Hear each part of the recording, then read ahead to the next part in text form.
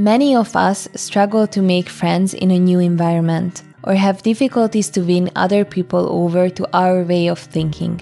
How to win friends and influence people helps you to overcome those barriers by teaching you simple, concrete techniques on how to become a more likable and persuasive person and have more meaningful relationships.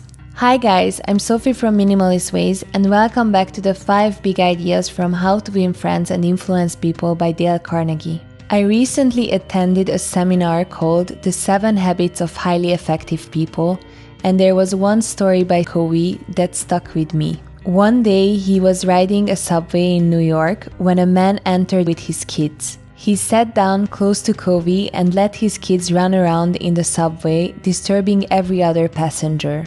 So Covey decided to take action and told the guy to control his children. But what happened next immediately made him regret what he did. The man replied, "You're right, I should do something. But we just came from the hospital where their mom died, and I guess they just don't know how to handle it. 'Cause I don't know how to handle it." This might be an extreme example, but I'm bringing this up because every day we are confronted with people who are dealing with some issues and problems that we know nothing about. Yet, we judge them based on that one snapshot of their life.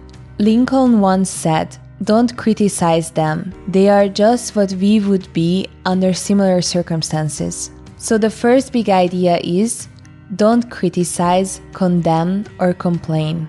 Another thing to keep in mind is that the person that we are going to correct and condemn will probably justify himself and condemn us in return. So just don't do it. The second big idea is to smile. Actions speak louder than words, and with just one smile you can say, "I like you. You make me happy. I am glad to see you." This is why dogs make so many people happy. They are so glad to see you that they can't stop jumping around. So naturally, we are glad to see them as well. The effect of a smile can be so powerful that it also works if we can't see it. This is why in trainings they teach people who are selling their services or products on the phone to smile.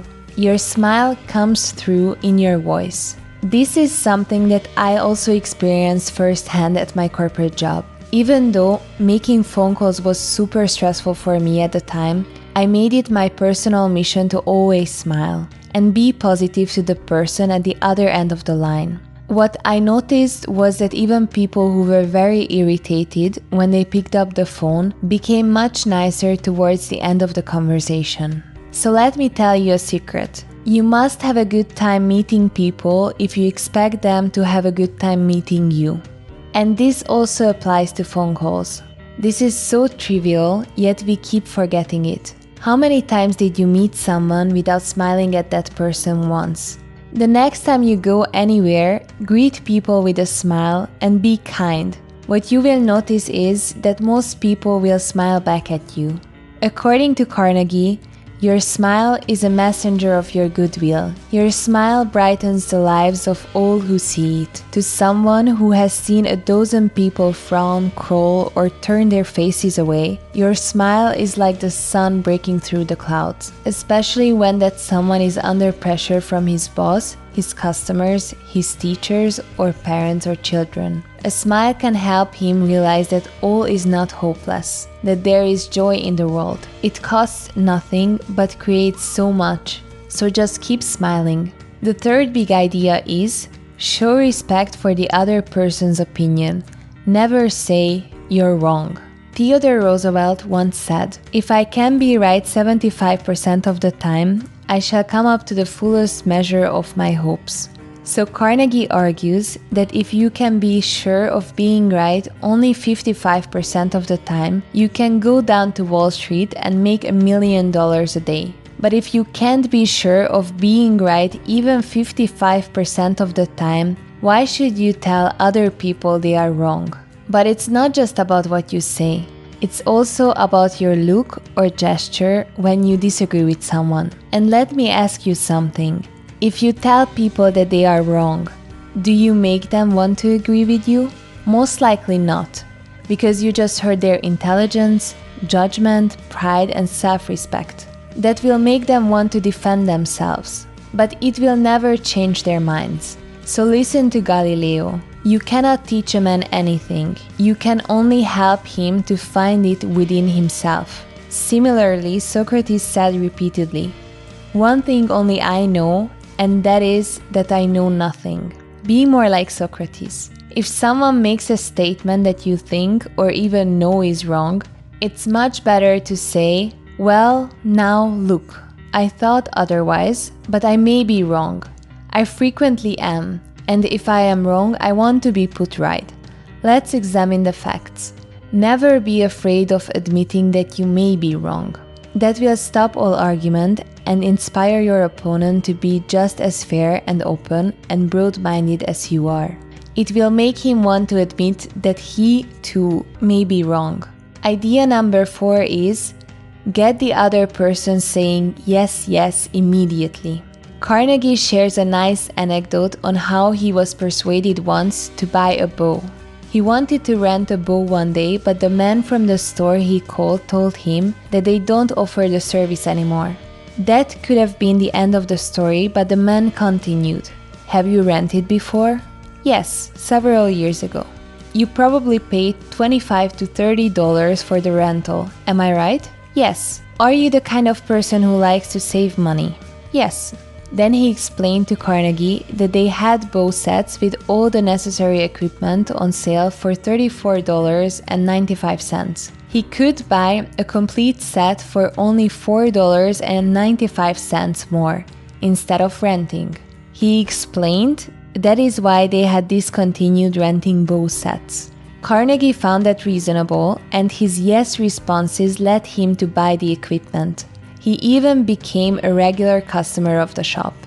When you talk to people, focus on emphasizing the things on which you agree as opposed to the things on which you disagree. Keep stressing that you share the same purpose and only differ on the method to achieve it. When someone says no right away, it triggers a rejection in that person's entire body. Getting several yes responses, however, gets the psychological process of the other person to start moving in your desired direction. Hence, the more yeses we get, the more likely we are to succeed in capturing the attention for our final proposal. And finally, the last big idea. Give honest and sincere appreciation. The only way to get someone to do anything is by giving him what he wants. So what does he want? According to the philosopher Dr. Dewey, the deepest urge in human nature is the desire to be important. Similarly, William James said, "The deepest principle in human nature is craving to be appreciated." Carnegie argues that this desire is the reason why you want to wear the latest styles, drive the brand new car, and talk about your brilliant children. Schwab once said, "There is nothing else that so kills the ambition of a person as criticism from superiors." I never criticize anyone. I believe in giving a person incentive to work, so I am anxious to praise but loath to find fault. If I like anything, I'm hearty in my approbation and lavish in my praise. So just remember this. Give your approval with heart and be generous when you praise others. Carnegie argues that one of the most neglected virtues of our daily existence is appreciation. We often take our loved ones for granted and we hardly let them know we appreciate them. When was the last time you told your mom or dad that you appreciate their constant support? Or your spouse for being a good listener or for helping out with the chores? Even if you think that they know you appreciate them, expressing it won't hurt. And trust me, they are going to be so happy to hear it. And when you meet someone for the first time, keep this quote from Emerson in mind. "Every man I meet is my superior in some way. In that, I learn of him." And don't just flatter people with something you believe that they'd like to hear. Give sincere and honest appreciation. As a result, people will cherish your praises, treasure them, and repeat them long after you've forgotten them. So to recap, here are the 5 big ideas from part 2 of how to win friends and influence people. Don't criticize, condemn, or complain. Smile. Show respect for the other person's opinion. Never say, "You're wrong." Get the other person saying yes, yes immediately. Give honest and sincere appreciation. Alright, this was part 2 of How to Win Friends and Influence People by Dale Carnegie. Let me know down in the comments below which principle you found the most useful, either from this video or from reading the book. Also, if you want to see more of these videos in the future, don't forget to leave me a like and make sure to click the subscribe button. Thanks for watching. Bye.